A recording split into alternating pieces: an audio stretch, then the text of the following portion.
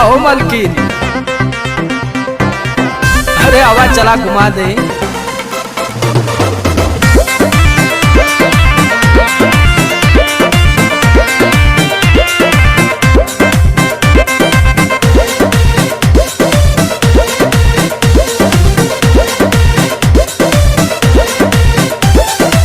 चलो ना जानू आज पटना घुमा दूं। अच्छा? चल के बजरिया में शॉपिंग करा दूं।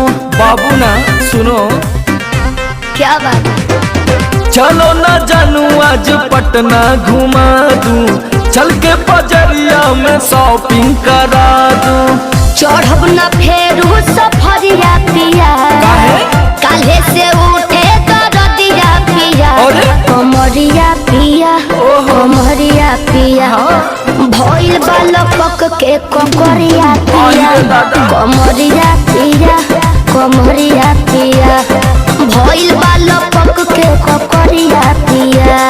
अरे ये तो बरियार फौजियत हो गई।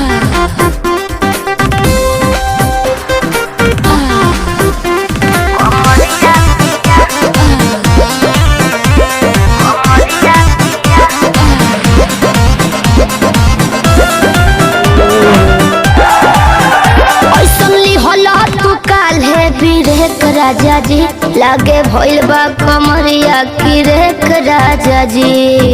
बुझो नहीं? बुझाता बुझाता। सुना नहीं रहबू संभर के गोरी तमनवा चिहुकबे करी। जति जोश में खो देबू होश कमरिया मुरुकबे करी। राते तू कइला गरदिया पिया। अच्छा? पोरे पोरे हो खता दरदिया पिया। कैसे? कमरिया पिया, अरे। कमरिया पिया, भइल बालक के ककरिया पिया। देखा तो? कमरिया पिया, कमरिया पिया, भइल बालक के ककरिया पिया। पिछला उस सीजन में तो यह नाटक रहे।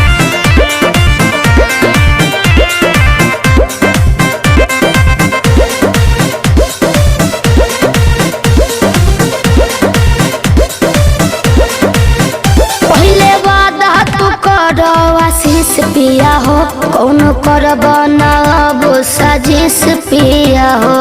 लगनू चोनाए एगो काम करा, बिना डीपी से झरवा लेबू तो बहुते आराम करी हो।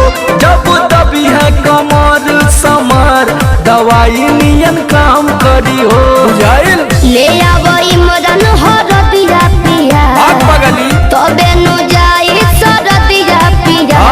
कमरिया पिया, कमरिया पिया, भइल बालक के ककरिया पिया। कमरिया पिया, कमरिया पिया, भइल बालक के ककरिया पिया। चल मत कर नाटक, बंद कर फाटक। चलो ना जानू आज पटना घुमा दूं। चल के बजरिया में शॉपिंग करा दूं। चढ़ब न फेरू सफरिया पिया, काल्हे से उठे दरदिया पिया। अरे? कमरिया पिया, कमरिया पिया, भइल बालक के ककरिया पिया। अरे दादा। कमरिया पिया, कमरिया